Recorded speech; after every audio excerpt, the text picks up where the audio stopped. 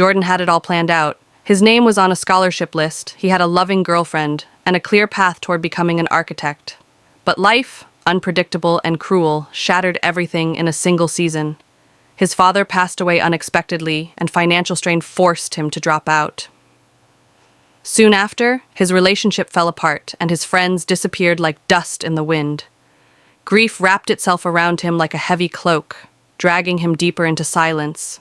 He stopped drawing, stopped dreaming. Each morning felt like a punishment. The walls in his small apartment echoed his doubts louder than any words. Jordan sat on the edge of his bed and asked himself the question we all face eventually. Is this it? He didn't recognize himself anymore, not because life had hit him, but because he had stayed down. But that night, staring into the cracked mirror, something sparked. He whispered to himself, "This pain is not the end. It's the beginning." The next morning, Jordan laced up his shoes, not to run away, but to move forward. He didn't have a perfect plan, but he had something stronger, a decision. He walked to the community center and volunteered. The architect dream still lived inside him, though quiet. Helping others gave him clarity. Watching a kid sketch a house with broken crayons reminded Jordan of the passion he had buried under grief.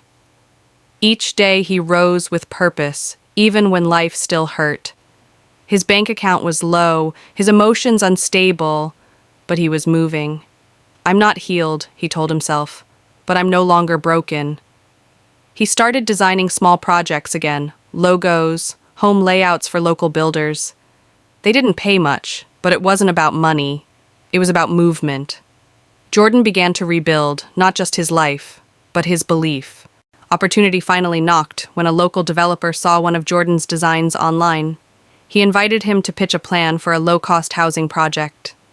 Jordan worked tirelessly, sketching through the night, fueled by coffee and resolve. But when the proposal day came, he froze. His voice trembled. Self-doubt roared louder than his confidence. The panel rejected him, gently but firmly. Another wall, another no. He walked out into the rain, defeated.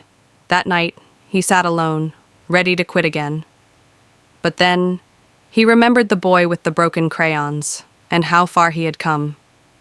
"No," he said aloud. "A no won't kill me, but giving up will." He reviewed the feedback, adjusted his plans, and submitted again to a smaller firm. He didn't wait for life to hand him anything, he went hunting for it. Months passed, his work improved. Rejections came, but so did small wins. One client, then two. Word spread. Jordan's resilience began to draw people in. They didn't hire him because he was the best.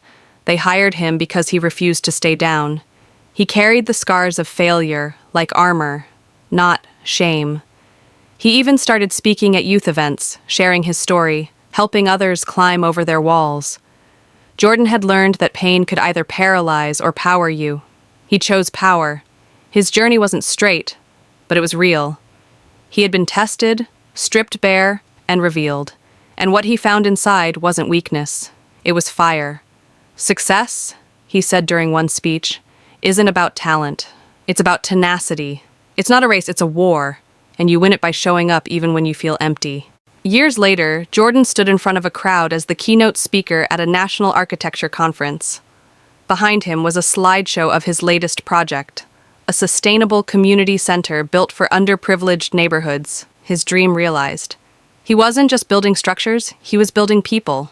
His voice was steady now, his eyes sharp. "You ask what makes me different?" he asked the audience.